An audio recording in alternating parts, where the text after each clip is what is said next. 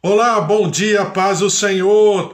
Hoje, dia 21 de julho de 2021, o dia que o Senhor já preparou, o dia que o Senhor já estabeleceu, já concretizou sobre a tua vida, sobre a tua casa, sobre a tua família, em nome de Jesus. Por isso que o Senhor esteja poderosamente agindo sobre a tua vida, sobre o teu lar, sobre os teus familiares, sobre a tua vida, em tudo que você fizer, e você viva exatamente aquilo que é bom, perfeito e agradável, porque a vontade do Senhor, ela é maravilhosa, ela é perfeita, ela equilibra todas as coisas. A vontade do Senhor equilibra o universo. A vontade do Senhor equilibra a nossa vida. A vontade do Senhor equilibra a nossa família, a nossa casa, o nosso lar, o nosso trabalho, porque a vontade do Senhor, ela é o equilíbrio pleno, perfeito, totalmente estabelecido pelo Senhor. Por isso que você tenha uma quarta-feira maravilhosa, cheia de vida, e que o Senhor esteja com certeza concretizando com todas as suas promessas sobre e através da tua vida, em nome de Jesus. Estamos mais uma vez lendo a palavra do Senhor, pensando a respeito da palavra do Senhor e tudo aquilo que o Senhor tem por sobre a nossa vida. Eu sempre falo que é maravilhoso nós estarmos assim em comunhão, porque a gente aprende, né? Desenvolve um hábito de buscar ao Senhor de maneira diária. Aí você vai falar, não, mas eu busco ao Senhor de maneira diária. Todos nós. Mas quando a gente tem assim uma disciplina, um hábito, né? E não importa. Eu, por exemplo, estou falando aqui ao vivo às 10 horas da manhã. Mas isso não significa que você não tenha um horário melhor, né? Seja às 10, ao meio-dia, 2 da tarde, 10 horas da noite, à meia-noite, não importa. Mas que você possa viver e ter esse hábito de buscar ao Senhor e pensar a respeito da palavra do Senhor. Isso vai nos alimentando, vai nos fortalecendo. A gente vive um período que é dessa pandemia que a gente está aprendendo uma coisa, né? Isso aí vai ficar para sempre, que é o quê? É a imunidade. Não importa, né? E a gente tem percebido isso. Assim, claro que não. Eu não sou cientista, eu não sou médico, não sou infectologista, não estudo o assunto, mas eu tenho percebido como um ouvinte, um telespectador de tudo isso, é que a imunidade ajuda bastante a passar o período, né? Então a gente está aprendendo que a imunidade orgânica, e quanto mais nós estivermos em dia com a nossa imunidade orgânica, mais, vamos dizer assim, mais estaremos preparados para passar pela pandemia ou qualquer outro tipo de infecção. Então, a gente aprende o quê? E a gente está aprendendo a duras penas, né? Como brasileiros, como cidadãos do mundo, né? Porque o mundo inteiro está passando por isso. A gente está aprendendo que a imunidade, e muitas das vezes, faz total diferença. É claro, não estou aqui generalizando, mas eu estou falando assim de maneira, né, totalmente neófita, né? Eu não tenho conhecimento, mas eu estou percebendo que a imunidade, ela é um fator preponderante para que nós passemos esse momento. Então, quando a gente leva isso para a nossa vida com Deus, é exatamente a mesma coisa. Porque a palavra do Senhor fala, e o próprio Senhor Jesus fala, é o seguinte, olha, no mundo tereis aflições, mas tende bom ânimo, eu venci o mundo. Então, o que Jesus está falando? Existirão coisas, dificuldades, circunstâncias, contingências que fazem parte do nosso dia a dia, quer queiramos ou não.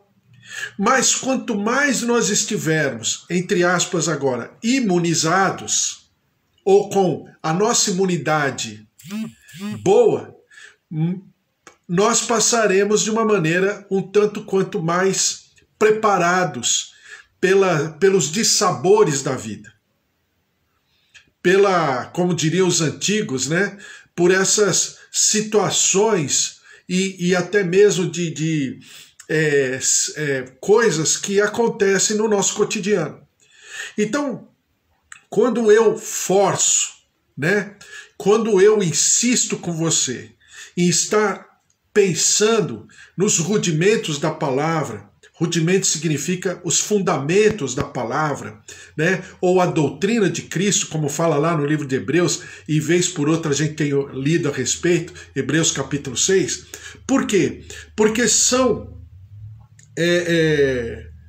conceitos que nos fortalece, nos capacita, né? Claro que são conceitos que a gente fica curioso para saber o que vai acontecer no final do mundo, como que vai ser, se eu serei arrebatado, se eu não serei arrebatado, se eu vou passar pela tribulação, não vou passar pela tribulação, o que significa a marca da besta, e tudo isso que todo mundo, curiosamente falando, todo mundo quer saber. Mas nós, é mais do que isso, porque nós fortalecemos a nossa esperança, fortalecemos a nossa capacidade de crer e ficamos mais imunes a todos os dissabores da vida, a todas, como diriam os antigos, as agruras da vida. Então, é exatamente essa insistência exaustiva que eu faço todos os dias, porque isso é saudável. Porque essa capacidade nos faz pensar sobre as coisas de Deus e nos faz pensar e valorarmos com o tempo aquilo que é mais importante e aquilo que é menos importante. É importante pensarmos nessa vida circunstancial, é importante nós pensarmos nesse dia a dia, no contexto do nosso cotidiano, claro. Mas é mais importante ainda entendermos que a nossa vida eterna é mais importante. Essa vida eterna que nós teremos é muito mais valorizada, né, pelo Senhor, Deus e Pai, pelo Senhor Jesus Cristo e pelo Senhor Espírito Santo. Então, é nessa linha que nós estamos pensando sobre escatologia, certo? Então vamos lá, eu vou dar continuidade, estamos falando sobre as bodas do Cordeiro, e eu insisto de que é o ápice da nossa relação, né? Eu até fiz essa pergunta, não sei se ontem ou antes de ontem, e um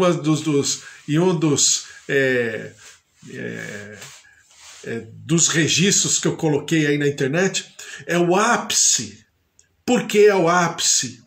É o momento mais glorioso em que a Trindade estará presente, em que o povo de Deus estará presente, e o povo de Deus estará sendo reconhecido pelo Pai, pelo Filho e pelo Espírito Santo na festa, na celebração, nas bodas do Cordeiro. Mas lá na frente eu vou falar um pouquinho mais sobre festa. Mas o céu é um ambiente festivo, é um ambiente completamente cheio de vida, de abundância, transbordante. E nós temos que pensar a respeito, sim. E nós temos que desejar estarmos nesse momento, sim.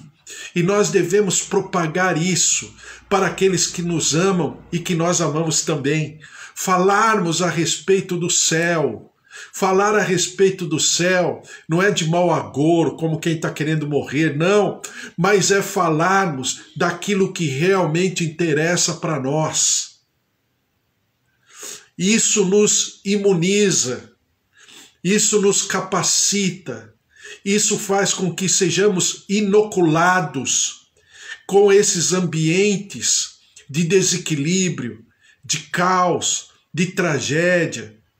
Por quê? Porque nós aguardamos o glorioso dia em que seremos convocados para essa festa, certo?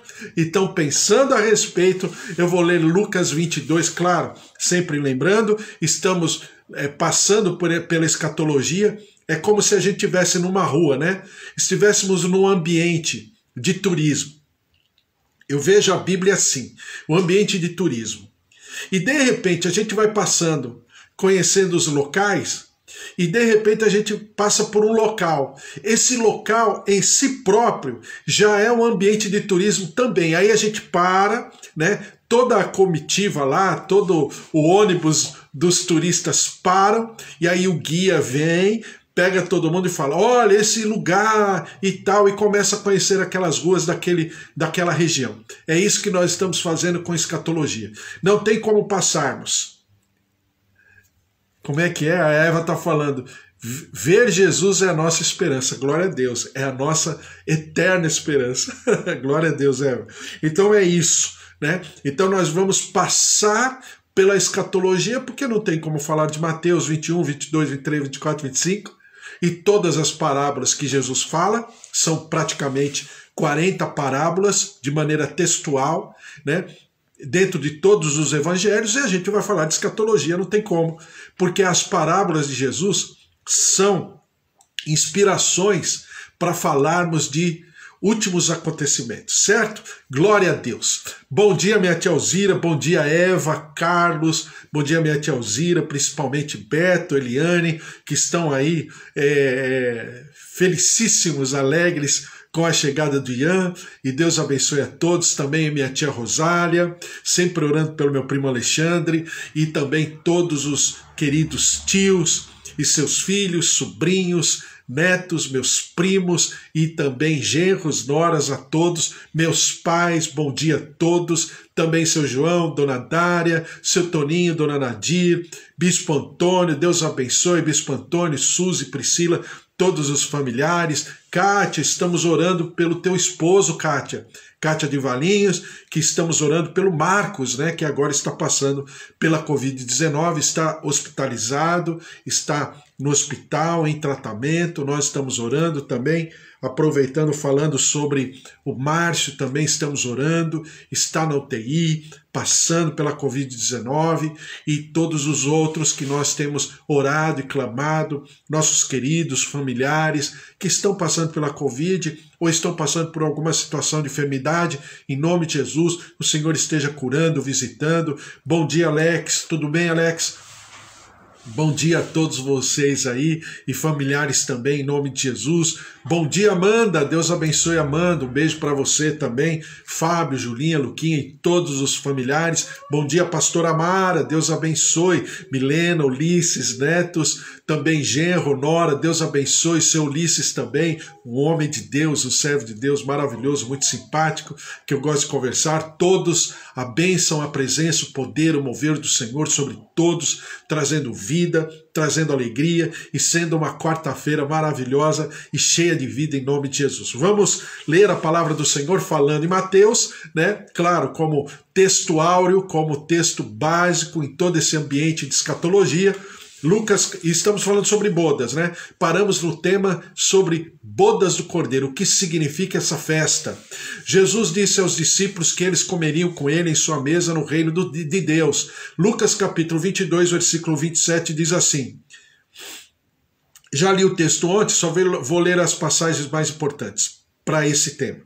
Versículo 27 do capítulo 22 de Lucas diz assim, pois qual é maior, quem está à mesa ou quem serve? Porventura não é quem está à mesa?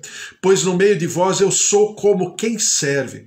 Vós sois os que tendes permanecido comigo nas minhas tentações. Assim como meu Pai me confiou um reino, eu vos confio, para que comais e bebais a minha mesa no meu reino, e vos assentareis em tronos para julgar as 12 tribos de Israel. É claro que o Senhor Jesus está falando para nós todos, mas principalmente está falando sobre esse grupo, né, o grupo de Israel, e é tão bom nós entendermos os grupos, porque todos os textos agora, eles têm uma cronologia, né, de acontecimentos. Então a gente não confunde, né, porque muitas das vezes a gente pensa, até a gente ouve, as pessoas falando, mas Jesus fala que vai voltar, depois vai cear, depois vai voltar de novo, como é que é? E aí quando você separa em grupos, fica de maior e melhor absorção dos fatos, né? Aqui o Senhor Jesus está falando principalmente.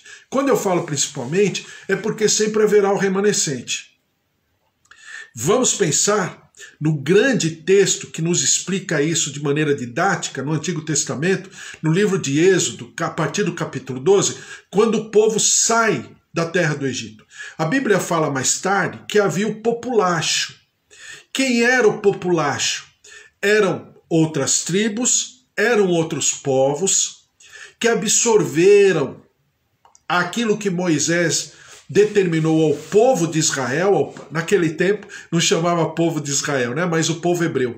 Determinou ao povo hebreu que, né, tomasse, na celebração da Páscoa, tomasse cuidado em não sair de casa, em marcar as portas, né, os umbrais da porta, pelo lado de fora com sangue do cordeiro, para que, né, a última praga não se manifestasse no povo de Israel. Obviamente, houveram egípcios que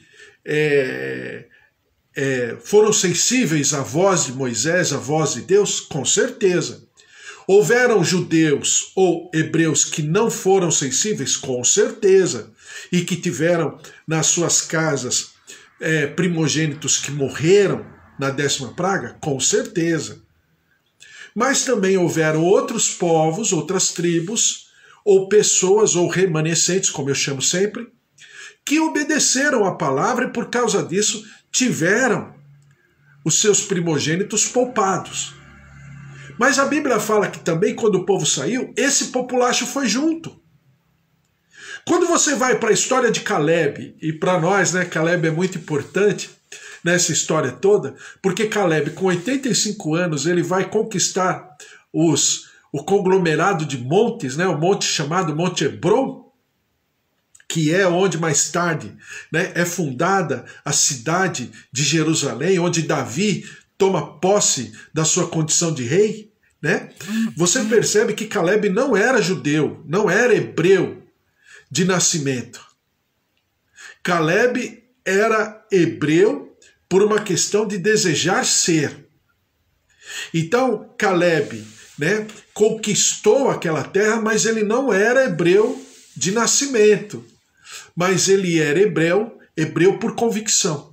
Então você percebe que sempre haverá o remanescente, como foi com Raabe, como foi com Ruth, né, que assimilaram, absorveram a palavra de Deus. Isso aconteceu lá no passado e sempre vai acontecer. Então eu sempre falo que nem sempre os mais próximos fisicamente são próximos na comunhão. Porque eu também falo que nem sempre os mais distantes fisicamente são distantes na comunhão. Entendeu? Esse paradoxo. Então por quê? Porque essa situação sempre haverá. Isso não será diferente, né, no chamamento do Senhor Jesus para as bodas do Cordeiro. Será a mesma coisa. Tá? Então vamos lá. Versículo 28. Vós sois os que tendes permanecido comigo nas minhas tentações. Assim como o Pai me confiou um reino, eu vou-lo confio, para que comais e bebais à minha mesa no meu reino, e vos assentareis em tronos para julgar as 12 tribos de Israel. Claro que eu falei para você ontem que comer e beber, aí você fala, mas estaremos incorruptíveis? A comida será necessária? Não, não será necessária. Mas a comida será, pelo que nós entendemos pela palavra, será um momento de festa, de regozijo, tá? Porque depois de sempre um contrato, uma escritura na palavra de Deus, existe uma ceia. Sempre. Quer ver? Deixa eu pegar um momento assim. Por exemplo, o momento do sogro de Moisés. Quando a Bíblia diz que o sogro de Moisés aceita, absorve, né? E lembre-se que ele era até um sacerdote pagão, até então. Mas ele aceita as palavras de Moisés. E ele aceita o Deus de Moisés. A Bíblia fala que após o sogro de Moisés ter, né, claro, na antiguidade, mas ter se convertido à palavra de Deus e principalmente ao Senhor, A Bíblia fala que imediatamente depois, Moisés lhe oferece o quê? Uma ceia. Então, essa prática, essa cultura, também será observada no céu. É por isso que Jesus fala, e nós vamos até passar por esse texto, que ele está fazendo a ceia com seus discípulos, a última ceia, que é a última Páscoa, e ele diz o seguinte, textualmente, olha, eu não vou comer e não vou beber mais, até que estejamos todos juntos. Ou seja, Jesus, eu sempre falo, Jesus está fazendo jejum, Jesus está em consagração. O próximo momento de comida e bebida será exatamente nas bodas do Cordeiro, para você ter uma ideia do quanto é precioso esse momento para a Trindade. E se esse momento é precioso para a Trindade, é um momento precioso para nós também. Né? Então, Mateus capítulo 8, versículo 11 diz assim, eu vou ler a partir do versículo 10. Ouvindo isto, admirou-se Jesus e disse aos que o seguiam, em verdade vos afirmo que nem mesmo em Israel achei fé como esta. Claro que Jesus está falando no momento ali do centurião, né, que pede e intercede pelo seu servo que está muito doente. Versículo 11, digo-vos que muitos virão do Oriente e do Ocidente e tomarão lugares à mesa com Abraão, Isaque e Jacó, no reino dos céus. Então, a Bíblia está falando aqui que esse convite está extensivo a todos. A todos.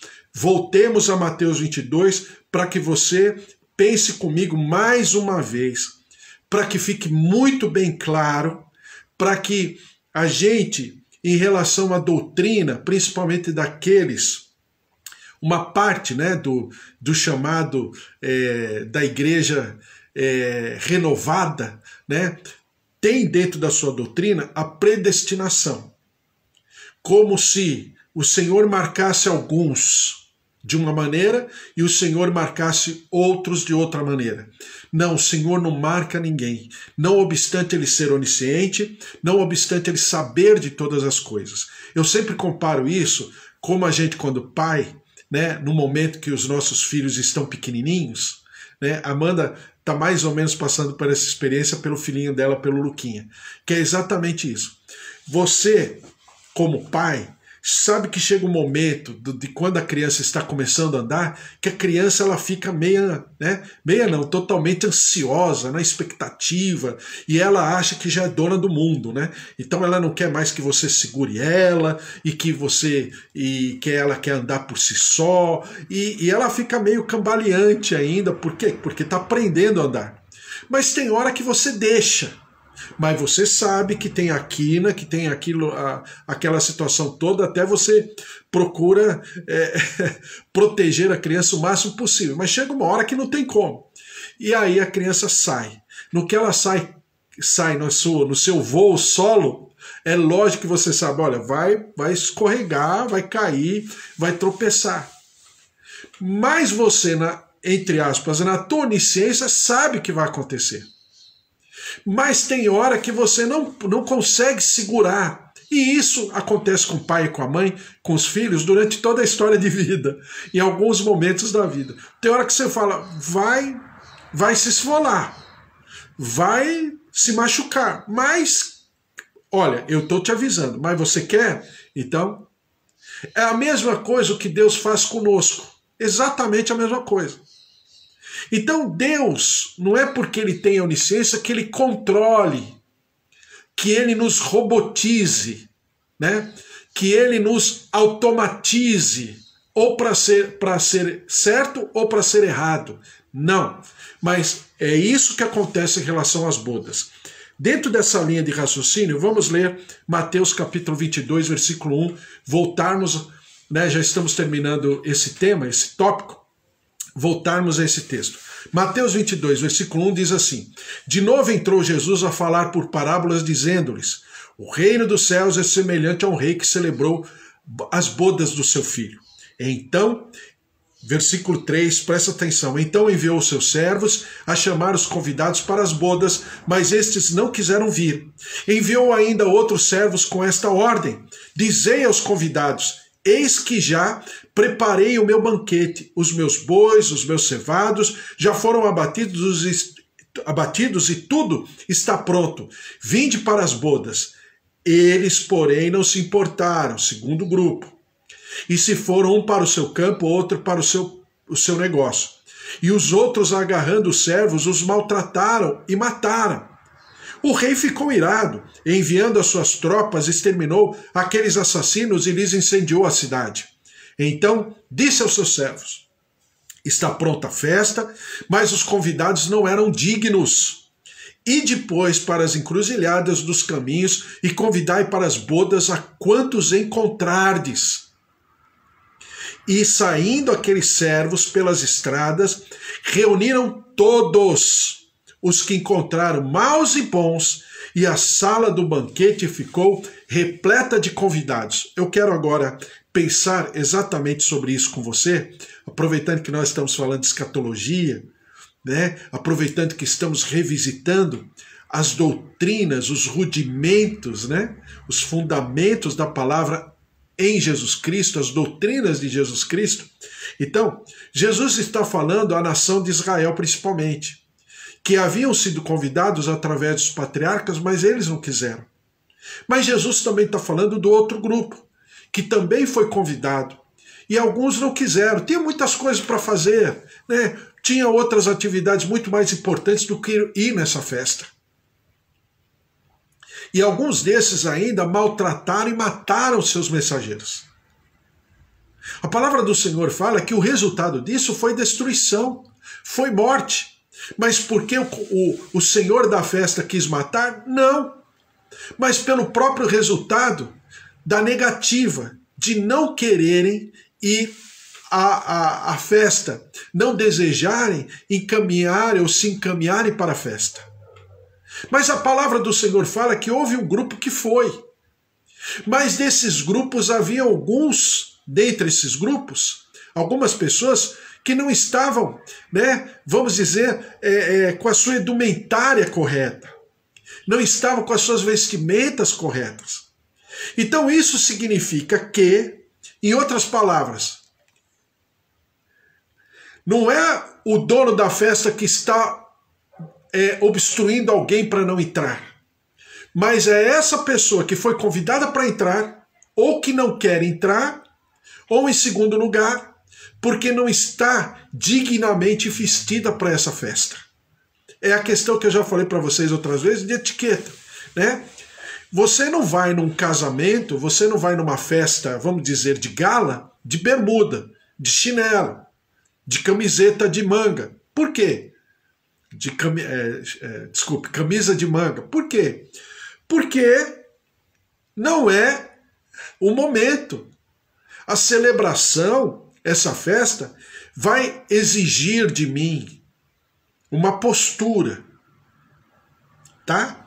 Então, que fique bem claro, na Bíblia nós não encontramos ambiente, pelo menos na mente bíblica, ambiente para dizermos que Deus falou para esse que vai e Deus falou para esse que não vai. O dono da festa não bloqueia ninguém, não obstrui ninguém. Não obstante, alguns não quererem ir, mas por decisão pessoal. E outros por estarem até na festa, mas não estarem de maneira digna. E nós, como servos de Deus, precisamos pensar, claro, estamos falando sobre escatologia, mas precisamos pensar sobre todas as coisas, tá? A convocação, ela exige de mim uma postura, exige de mim uma etiqueta, exige de mim uma responsabilidade em relação a esse convite que eu recepcionei no meu coração. Versículo 11 diz assim: entrando, porém, o rei para ver... Desculpa, passou um caminhão barulhento. Entrando, porém, o rei para ver os que estavam à mesa, notou ali um homem que não trazia veste nupcial e perguntou-lhe: amigo, como entraste aqui sem veste nupcial? E ele emudeceu. Então ordenou o rei aos serventes: amarrai-o de pés e mãos, e lançai-o para fora nas trevas. Ali haverá choro e ranger de dentes, porque muitos são chamados, mas poucos os escolhidos. Então essa proporção da maior quantidade dos serem chamados com a menor quantidade do que são escolhidos, não é porque Deus escolheu menos e chamou mais, ou vice-versa, né? Não é porque Deus chamou mais, mas escolheu menos.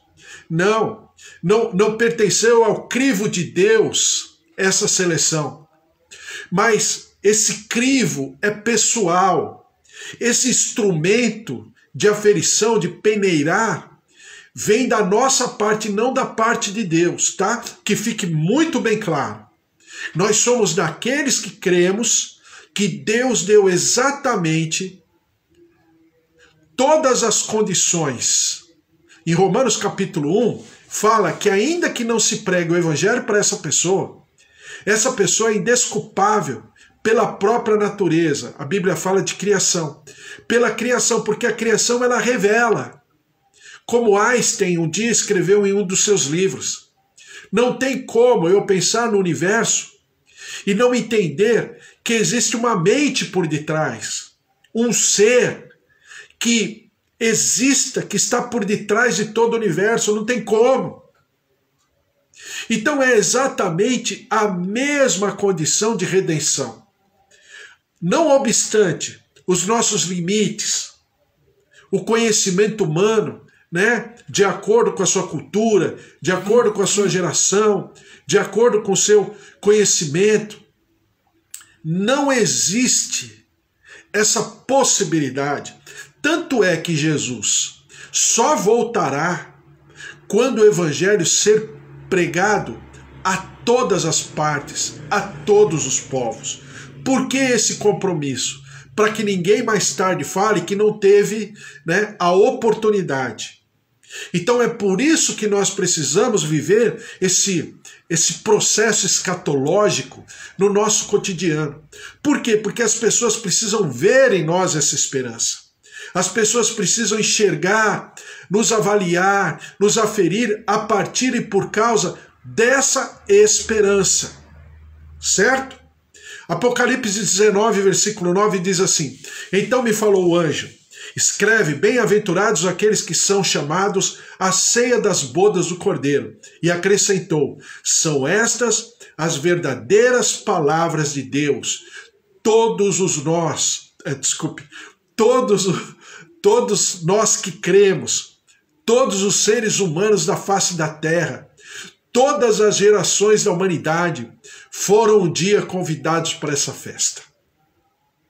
Agora, o livre-arbítrio de escolher se queremos ou não, aí é com cada um. Apocalipse 20, versículo 3 diz assim, versículo 4, vi também tronos, e estes sentaram-se aqueles aos quais foi dada a autoridade de julgar. Vi ainda as almas dos decapitados por causa do testemunho de Jesus, bem como por causa da palavra de Deus, tantos quantos não adoraram a besta, nem tampouco a sua imagem, e não receberam a marca na fronte e na mão, e viveram e reinaram com Cristo durante 1000 anos. Porque é a festa, é as bodas do Cordeiro. E o escritor ao Apocalipse, o apóstolo João, fala que esses também foram convidados para a ceia. Então, enquanto estiver acontecendo a ceia, haverão os remanescentes que serão chamados, convocados para a ceia. Que, claro, sempre pensando nisso, Jesus está falando do grupo do povo de Israel, daqueles que o Senhor prometeu uma aliança eterna desde os patriarcas, desde Abraão, e agora o Senhor Jesus está cumprindo com essa tarefa de convidá-los também. Mesmo eles não crendo no primeiro momento, mesmo eles não quererem aceitar a Jesus como rei no primeiro momento, mas Jesus vai até eles, tá? O presidente Sarney, o ex-presidente Sarney, ele falava há décadas atrás, e eu lembro disso porque ele falava sempre, que existe a liturgia do cargo, né? Em um dos seus livros, dos seus contos, ele escreve a respeito disso, do que significa a liturgia do cargo. Eu sempre insisto que nós todos, dependendo do ambiente onde nós estamos, e isso não é hipocrisia. Hipocrisia é uma coisa, né? Mas liturgia do cargo é outra coisa. Por exemplo, você como pai, você como mãe, você como marido, existem coisas que são inerentes à sua função de pai, ou de marido, ou de esposa, ou de mãe, para alguns de nós aqui como professores, para outros de nós como pastores, como servos de Deus, como sacerdotes. Por quê? Porque faz parte da nossa responsabilidade. Isso não é hipocrisia, mas é um posicionamento de acordo com aquilo que o ambiente pede. Outros chamam isso de etiqueta, né? Uma das mulheres que eu admiro, né? Ela é octogenária, né?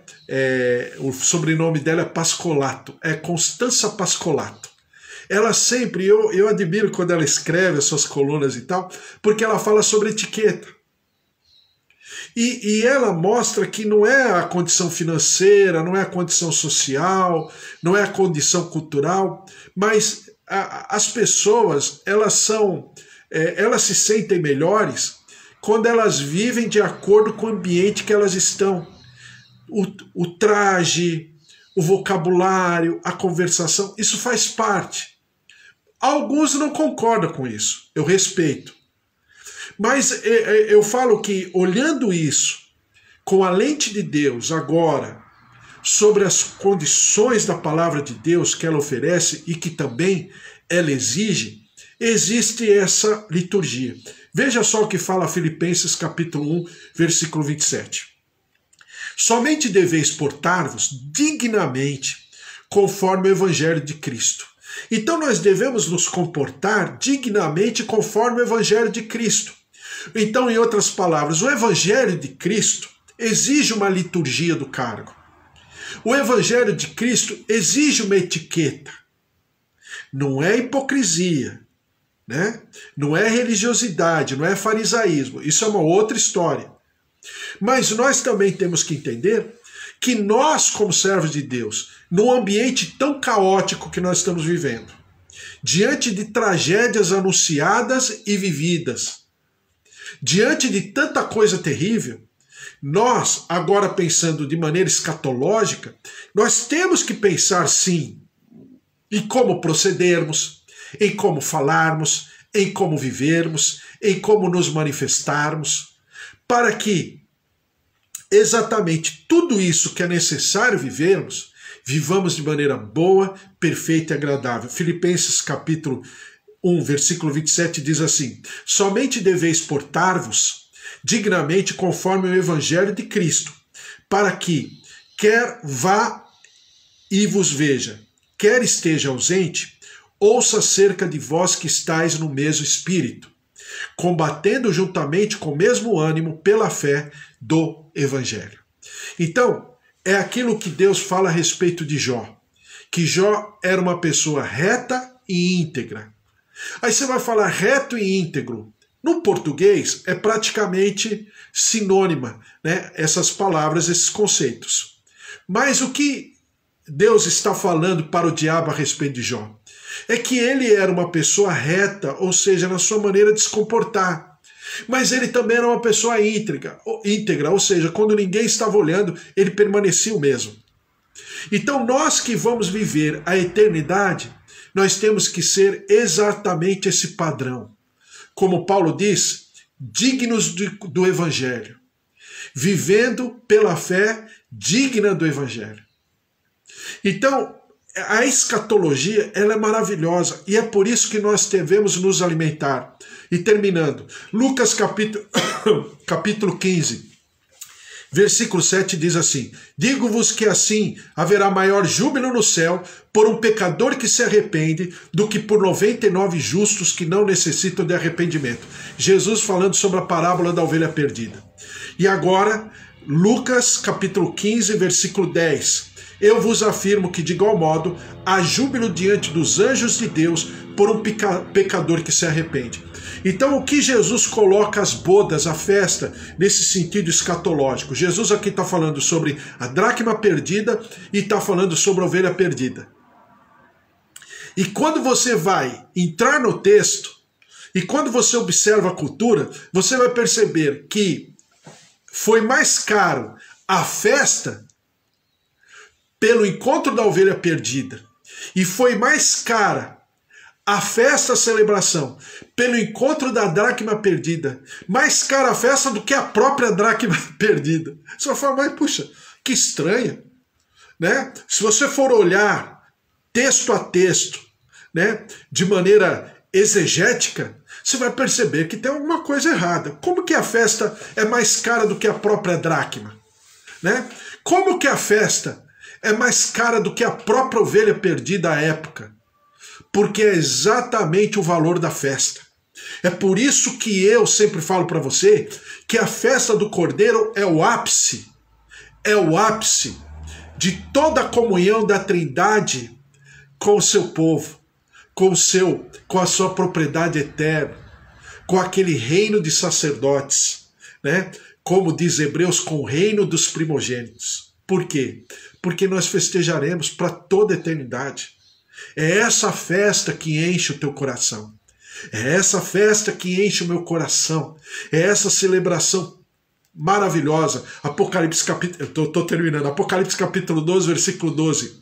Por isso, festejai, ó céus, e vós, os que neles habitais, ai da terra e do mar, falando aquilo que eu falei para você, falando enquanto estará havendo a festa das festas, aqui embaixo, o diabo vai estar solto. E vai estar operacionalizando, entre aspas, como Paulo diz, a sua eficácia. Diz aqui, por isso festejai, ó céus, e vós os que neles habitais, ai da terra e do mar, pois o diabo desceu até vós, cheio de grande cólera, sabendo que pouco tempo lhe resta. Apocalipse capítulo 5, versículo 9. E entoava um novo cântico, dizendo, digno és de tomar o livro e de abrir os selos, porque foste morto, e com teu sangue compraste para Deus os que procedem de toda a tribo, língua, povo e nação. É a festa da constatação de que ele foi digno de tomar o livro e abrir os selos em nome de Jesus. Mateus capítulo 26, versículo 26, é a festa profeticamente vivida por Jesus e os seus discípulos na última ceia, na última Páscoa. Mateus 26, versículo 29. E digo-vos que, desta hora em diante, não beberei deste fruto da videira, até aquele dia em que o hei de beber novo convosco no reino do meu Pai. Entendeu? É essa festa que Jesus está se preparando e preparando todo o ambiente, toda a tenda de celebração para essa festa maravilhosa em nome de Jesus. Puxa vida! Só podemos agradecer. Agradecer por termos essa liberdade, né? Por estarmos investindo nessa festa.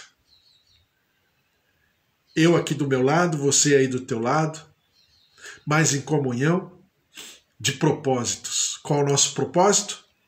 Estarmos preparados dignamente, com a nossa indumentária em ordem, totalmente brilhante e maravilhosa, para essa festa maravilhosa, muito especial, que o Senhor tem guardado e almejado por sobre as nossas vidas em nome de Jesus. Glória a Deus. Gente, que são textos maravilhosos, a palavra de Deus é maravilhosa, é muito especial. Falar de escatologia é falar da nossa identidade. Falar de escatologia é falar da nossa consistência. Falar de escatologia é falar do Cordeiro que reina, do Rei dos Reis e Senhor dos Senhores, que está ambientando toda a tenda para essa festa maravilhosa em nome de Jesus. Vamos orar? Senhor, nosso Deus, nosso Pai, a alegria do Senhor é a nossa força. É por isso que nós nos alegramos no Senhor, revigoramos, ó Deus, a nossa fé, restauramos, ó Deus, a nossa vitalidade, a nossa disposição em vivermos a flor da nossa pele, incorporarmos esse momento de festa, ainda que não estejamos vivendo na nossa carne agora, mas nós viveremos um dia. E é por isso que nós vivemos, e é por isso que nós temos esperança, é por isso que nós desejamos viver e falar, e ministrar, e conversar com os nossos queridos a respeito. Por isso derrama-te, ó Deus, sobre cada um de nós que está aqui, ó Deus, cada um, seus familiares, seus queridos, ó Deus, nossos idosos, nossos avós, nossos tios, marido, esposa, filhos, netos, sobrinhos, genros, noras. Senhor, em nome de Jesus, derrama-te com a tua glória, com o teu mover. Ó Deus, vem com a tua cura, vem com a tua saúde. Visita, ó Deus, o Marcos lá em Valinhos. Visita, ó Deus, o Márcio aqui em São Paulo. Derrama-te com a tua cura. Nós repreendemos a Covid-19 e declaramos o mover da vida. Toca, visita, restaura, ressuscita. Ó Deus, traz das boas notícias, da palavra do Senhor, em nome de Jesus. Invade esses leitos, invade essas UTIs, aqueles que passam por tratamento. Visita olhos, ouvidos, membros, nervos, tendões, coração, artérias, veias. Senhor, fígado, rins, pâncreas, tireoide, células. Recebam a vida, recebam a ressurreição do Senhor. Senhor, nós te clamamos pelo nosso país, pelo nosso Brasil. Tem misericórdia do nosso povo, da nossa gente. Derrama-te sobre cada um. E nós te clamamos, ó Deus, perdoa o nosso pecado, como nação, como povo. Quebra a maldição, interfere na nossa vida, interfere na nossa terra, ó Deus, transformando-nos.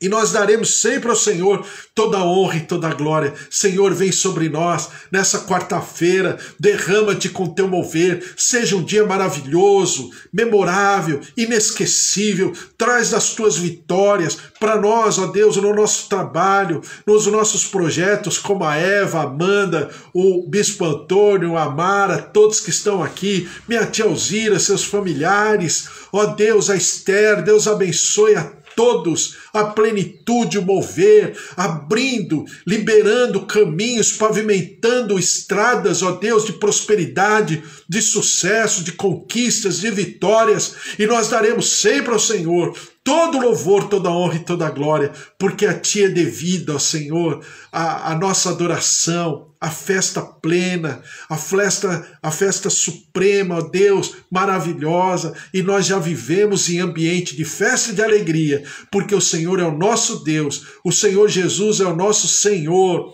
e o Espírito Santo é o nosso Consolador. A Ti toda honra e toda glória, em nome de Jesus. Amém. Amém? Desculpe. Que o amor de Deus Pai, a presença, a plenitude do Filho de Deus, Jesus Cristo, a vida abundante e as ricas consolações do Espírito Santo da verdade estejam sobre a tua vida, a tua casa, a tua família, e que ninguém possa te resistir. Sabe por quê? Porque você carrega o amor de Deus. E se Deus é por nós, quem será contra nós? Se o Senhor é o nosso pastor, de nada nós teremos falta. Um beijo para você. Até amanhã, às 10 horas da manhã, falando de escatologia. Deus abençoe. Um beijo. Fique na paz. Tchau, tchau. Quarta-feira maravilhosa, hein?